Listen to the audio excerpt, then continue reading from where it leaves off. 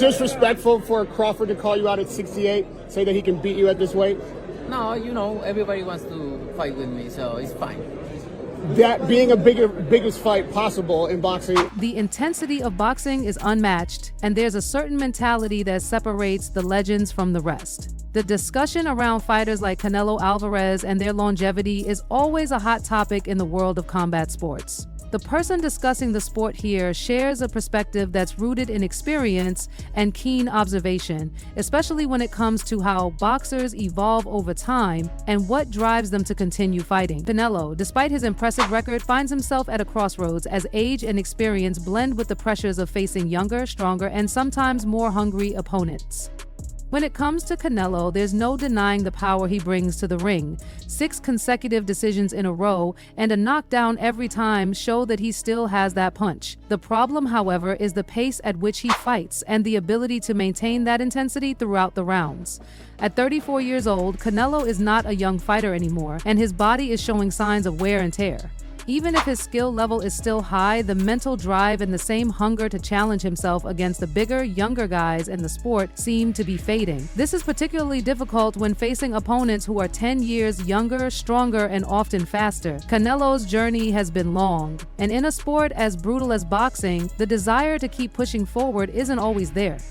It's not just about the physical wear and tear either. Age in boxing comes with its own set of challenges. At 34, Canelo may feel like he is aging faster than some of his contemporaries. Fighters typically hit their peak in their late 20s or early 30s, and by the time they get into their 30s, they start to experience a decline in their physical ability, even if their skills and experience make up for it. At 34, Canelo is already facing younger and larger opponents, and that's a tough situation for anyone to be in. The real question becomes whether or not he still has the same burning desire to continue fighting at the highest level, especially when the risks increase with age. Comparing Canelo to other fighters with a similar style, one boxer who is often mentioned for his power and raw aggression is Alfredo Angulo, a Cuban fighter known for his heavy punches. Angulo may not have the same name recognition as Canelo, but in terms of punching power, he certainly belongs in the conversation. The fighter who shared these thoughts acknowledges the sheer strength that both Canelo and Angulo possesses, comparing their hitting power to be on the same level. But the key difference between the two, as noted, is how mentally prepared the fighter was when stepping into the ring with Canelo.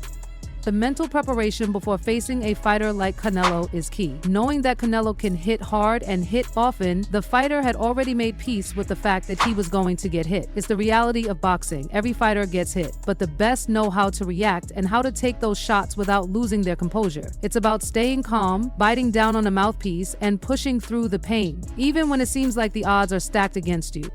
This mindset came into play during the 3rd round of the fight. The fighter got hit with a left hook, one of Canelo's signature moves, and it landed clean on his chin. It's a shot that many fighters would have struggled to recover from, but this fighter was ready. Despite the fact that the punch landed perfectly, the fighter responded immediately, mentally brushing off the hit and focusing on the next move. In fact, the act of punching his glove was his way of processing the hit, acknowledging that it was a solid shot but not one that was going to knock him out of the fight. It was a reminder that in boxing, getting knocked down or hurt is part of the journey, but how you respond defines who you are. In fact, getting hurt in the ring is almost inevitable, even for the best. The most legendary fighters in history have been knocked down, hurt, or dropped by powerful punches. It's not about avoiding those moments. The fighter's ability to shake off the punch and keep going speaks volumes about the resilience needed to succeed in a ring. It's easy to get discouraged when you take a hit, especially when it's a clean shot from a fighter as skilled and powerful as Canelo. But in boxing, the mental game is just as important as the physical one. After getting hurt, a fighter's ability to come back and continue with the fight is what separates the champions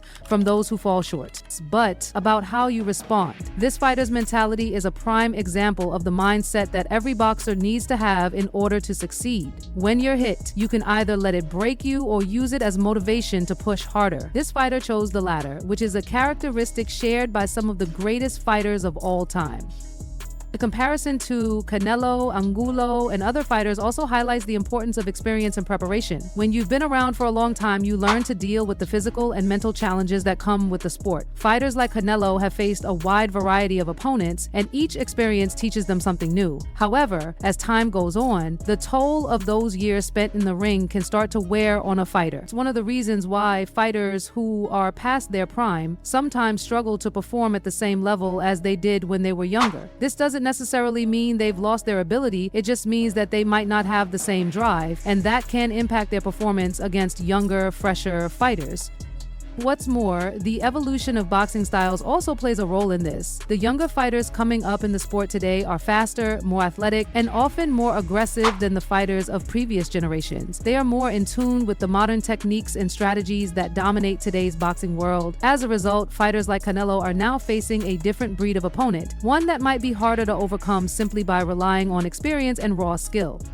While Canelo's recent victory was impressive, it's clear that the challenges ahead for him are significant. The fight game has changed, and even though he's a legend, he's not immune to the effects of time. However, his resilience, determination, and mental toughness have gotten him through so much already. As long as he can keep pushing through the toughest moments and maintain his hunger for greatness, he will continue to be a force to be reckoned with in the ring.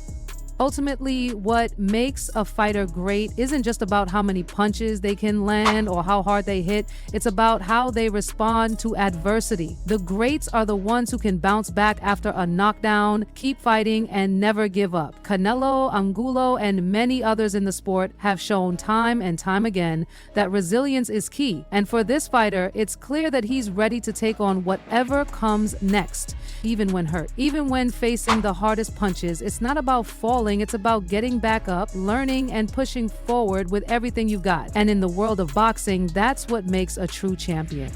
Crawford publicly called out Canelo, expressing his desire to move up to 168 pounds to challenge the Mexican superstar. In response, Canelo addressed the call-out in a video message, stating, "If he really wants to fight, send me the contract," the statement indicates. Canelo's openness to the bout, provided the terms are agreeable. "We have to talk about this. We have to talk about this." Terence Crawford just tweeted, "Canelo versus Crawford is definitely by far the biggest fight in boxing. This guy's not playing around, all right, Crawford, pound for pound."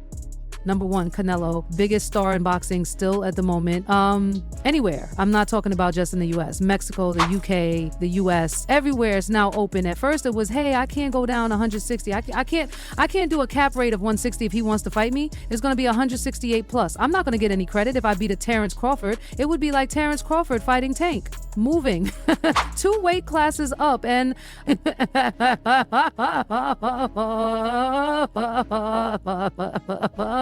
I don't know, just kidding. I'm not gonna get credit for that. Terence Crawford is a special fighter. He is like, I learned, made it clear. Do fights like that help your legacy, or do you feel like that's something that's not worth it to you? Yeah, everything in my career, every fight make my legacy different and better. No, Terence Crawford is a great fighter. He's a good fighter, but you know, like I say, he's at weight classes for a reason. I'm focused on 100% on Banga, and you never know what happened. Yeah, Demetrius Andrade, a former world champion and experienced boxer, has weighed in on the potential clash between Terence Crawford and Canelo Alvarez, offering a nuanced perspective that emphasizes the significance of size and experience at higher weight classes. Andre's assessment aligns with many expert analyses, acknowledging Crawford's exceptional skills while highlighting the unique challenges he would face against a fighter of Canelo's caliber. Honestly, it was just tough, man. It was just a tough year, which at the end of the day, I'm a fighter, I believe. Who I am with confidence and my skill. Floyd and a Manny that can move up to weight classes, carry his power, can beat up bigger guys. He's a special. One of the primary discussions surrounding this potential fight is the significant weight difference. Canelo has been competing at 168 pounds, while Crawford's recent fights have been at 147 and 154 lb. Canelo has expressed concerns about the size disparity, suggesting that weight classes exist for a reason, and that moving up multiple divisions can be challenging. Terence Crawford, I see he wants to fight. His skills and talent and honesty, including telling you that because of a drug test, I was not telling the truth. Meanwhile, the fact that Crawford recently declined to give, at the end of the day, I'm DOT. It do. It was just tough. And did it play in the fight? It played in the whole circle, no like communication level, like between me and my dad, just a whole lot of stuff, you know what I'm saying, that wasn't there because of the situation, which is to me fine because I went through with it. I believe in myself, my talent, and whatever happens, happens. But I'm not going to be shy or run away from something because like life is going on, but this is my life also is boxing.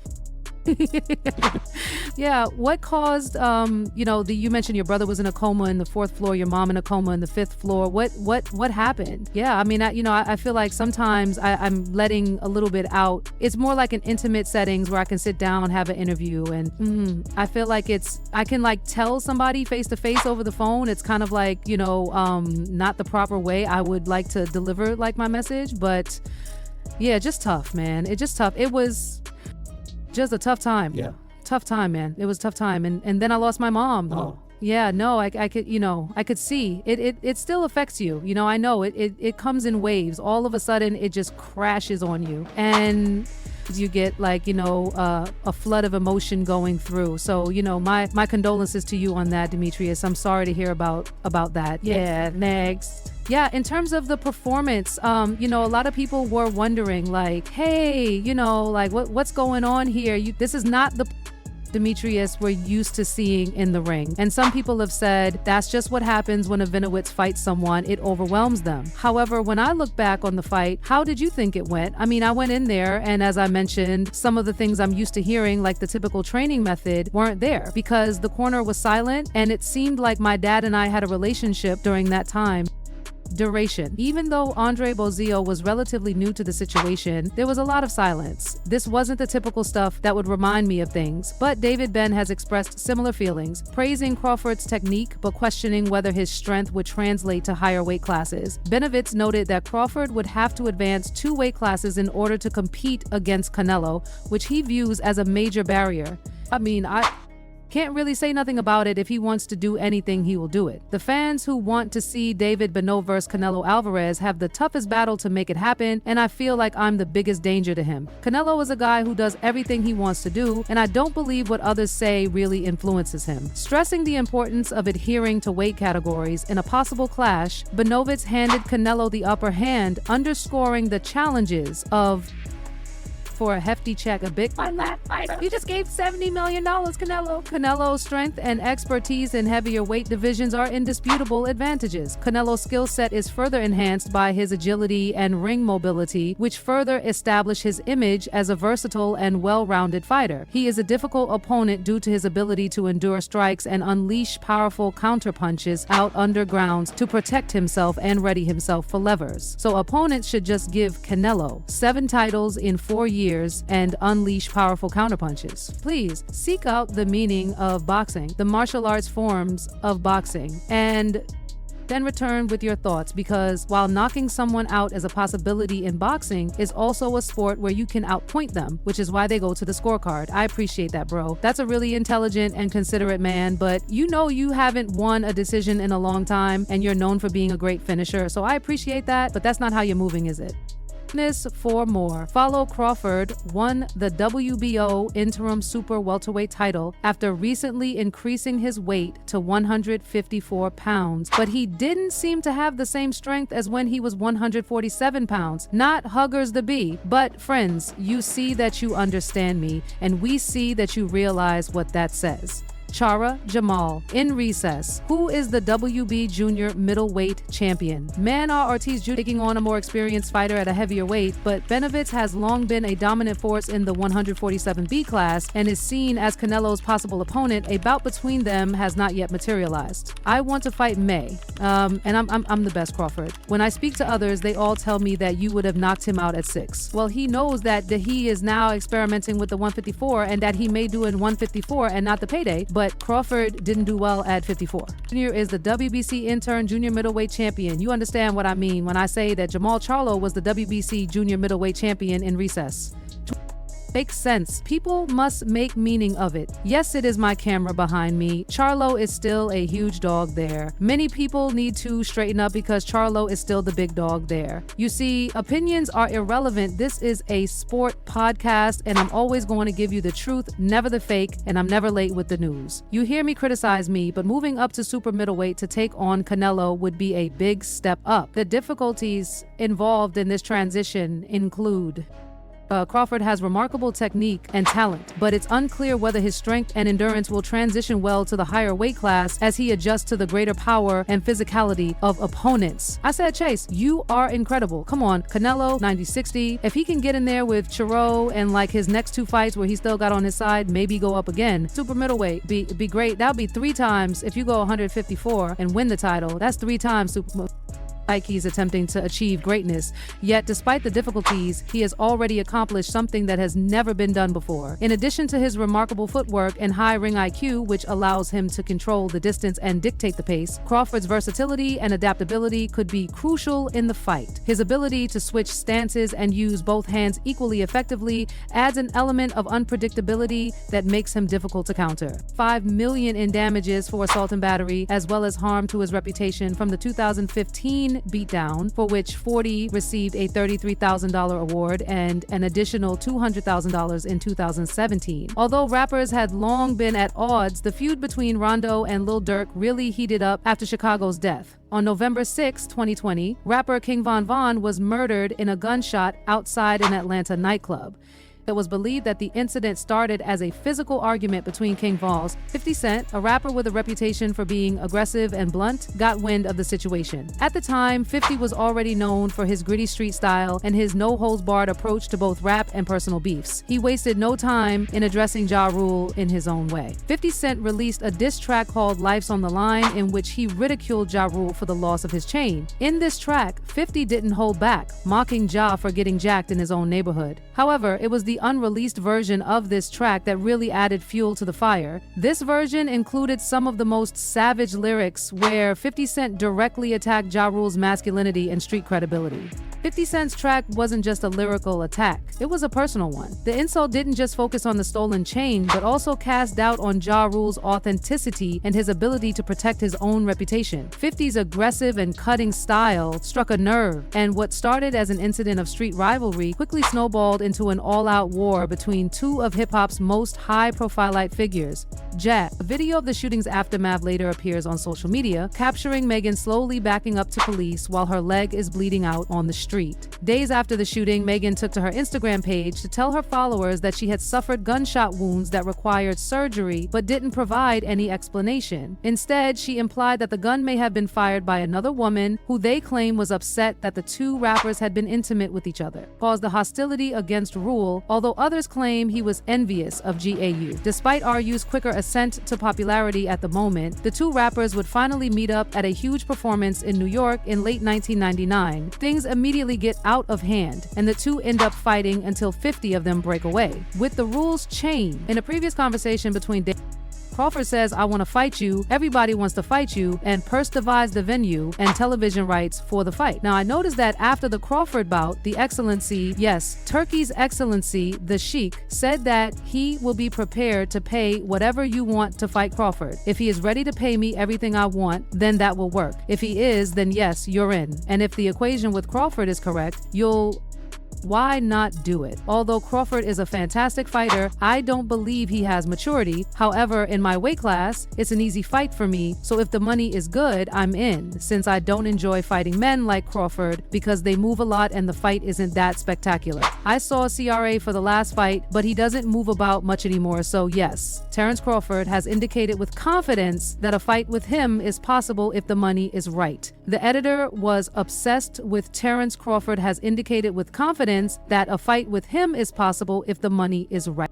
would be a profitable opportunity for Canelo Crawford, highlighting his increasing success and popularity, particularly after winning the undisputed welterweight championship, as major factors that would attract a lot of interest in the fight. He also stressed that their potential clash would bring in a lot of money through pay-per-view sales, sponsorships, and worldwide attention, making it financially advantageous for Canelo to accept the fight. He must have enjoyed Terence's walk, which was amazing, especially since nobody knew who would win the fight. You can see the confidence, but I doubt it's genuine. A fight between Canelo and Crawford would surely be a huge financial event that would garner international attention. Both fighters have significant fan following, and their matchup is probably going to bring in a sizable amount of money. Networks and revenue promoters would have to agree on parameters that work for both of them, including were easy work. He wants $200 million for Rivalries and $150 million for me to fight, which tells me right away that I'm a threat to him, and to his legacy, because it would be insane for a guy who started at 135 to go all the way up to 168 your weight, no catch weight, no nothing of that, and dethrone you. So you know he has that in the back of his mind. However, Canelo has previously stated that he's tough. He has stated that while he is open to talks, any possible fight must make sense from a business and athletics standpoint, citing worries about the weight difference and the possible lack of recognition for defeating a smaller opponent. He said, "I think B could beat Canelo. As I've been saying, I don't think size wins fights, I think skills do. So yeah, I think that being the southpaw with good movement and sharp boxing would make it difficult for Canelo with that high guard to walk him down and load up on them big hook. I believe Bud to be Canelo Bud Crawford recently made his debut at 154 and stated, if the money is right, we'll fight. Everyone wants to fight, so how do you feel about that matchup? Everyone is calling me names and pointing fingers, and I say, I have nothing to gain with Gra 2-3 weights class less than me, but if the money is right, then why not? Look, I'm totally focused on Benga, and I know I have a challenge ahead, but I never overlook any boxer, so I'm giving this my all. After that, we'll see what you think about this possible mega fight. Do you believe Crawford's abilities can defeat Canelo's strength and experience? Post your thoughts in the comments section below.